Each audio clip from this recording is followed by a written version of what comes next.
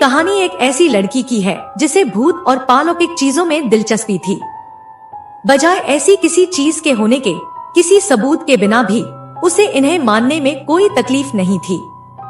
वो अक्सर वीरान पड़े खंडहर, टूटी उजड़ी हुई बावड़िया, अधूरे बिखरे मकान के आसपास घूम लोगों से उनकी कहानियां पूछा करती थी।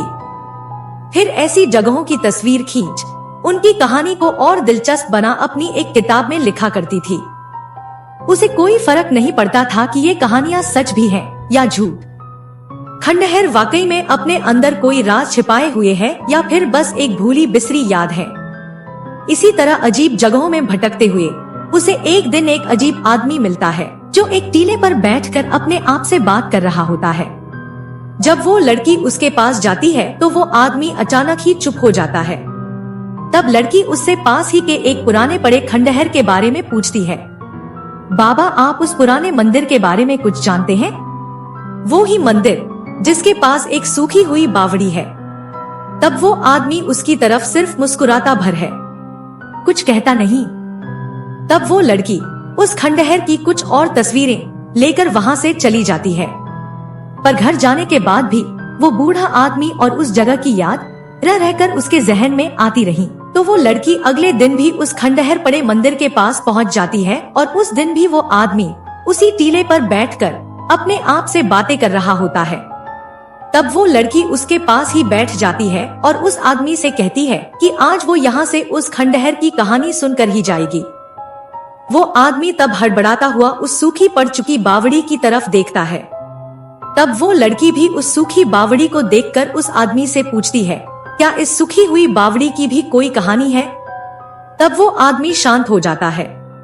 पर वो लड़की तब उस आदमी से कहती है कि मंदिर के खंडहर की ना सही, उस बावड़ी की कहानी ही सुना दे। इस पर वो आदमी उस लड़की को थोड़ी देर घूरता है, पर फिर उसके मुंह से एक कहानी निकलने लगती है।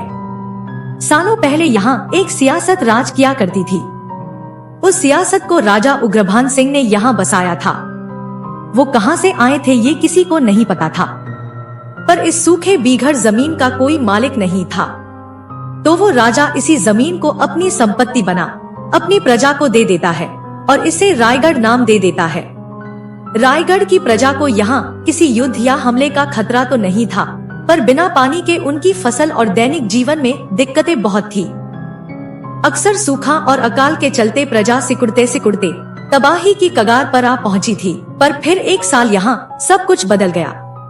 एक सुबह सवेरे यहाँ एक मुसाफिरों की टोली आई। कलाकारों की मंडली थी। अपनी मंजिल से पहले कुछ दिन रायगढ़ में रुककर फिर आगे निकलना था। पर उस मंडली में एक छोटी बच्ची थी जिसकी कहानी लोगों के कानों से उड़ते हुए राजा तक पहुंची।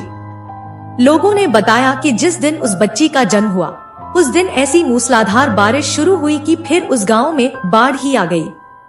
और उस दिन से आज तक उनका काफिला हर बारिश के मौसम में किसी सूखी बीहड़ जगह पर ही रुकता था, ताकि जब बारिश आए तो पानी की वो तबाही रोकी जा सके जो उस बच्ची के पीछे पीछे हर साल चलती थी।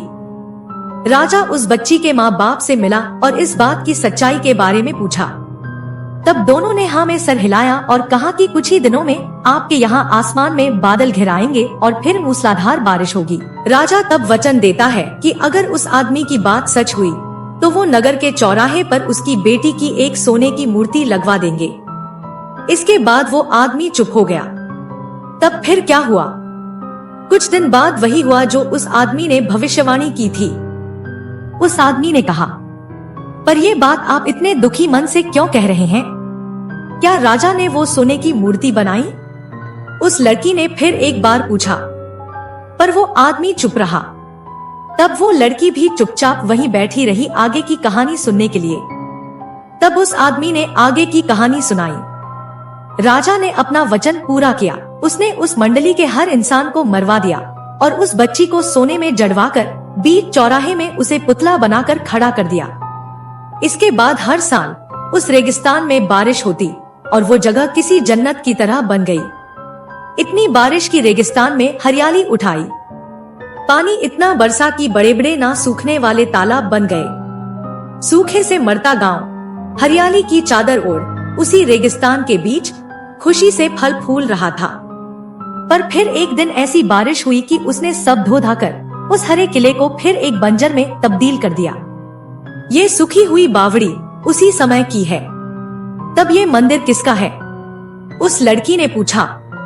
ये राजा उग्रभान का ही मंदिर है, जिस पर कुछ लोग आज भी इस उम्मीद में पानी चढ़ाते हैं कि वो वापस इस सूखे इलाके में पानी ले आएंगे। पर पानी तो वो छोटी बच्ची लाई थी, लड़की ने कहा। तब उस आदमी ने उसकी तरफ देखकर सिर्फ मुस्कुरा भर दिया। इस कहानी के बाद वो लड़की उस आदमी की एक तस्वीर खींच वापस अपने घर लौट जाती है। घर पहुंचकर जब वो इस कहानी को अपनी किताब में लिख चुकी होती है, तब वो एक बार फिर दिन भर की खींची गई तस्वीरों को देखती है। तस्वीरों के बीच वो एकदम से उस आदमी की तस्वीर पर रुक जाती है, क्योंकि तस्वीर में वो आदमी वैसा नहीं दिखता है जैसा कि उसने देखा था, बल्कि तस्वीर में वो किसी सियासत का राजा दिख रहा था।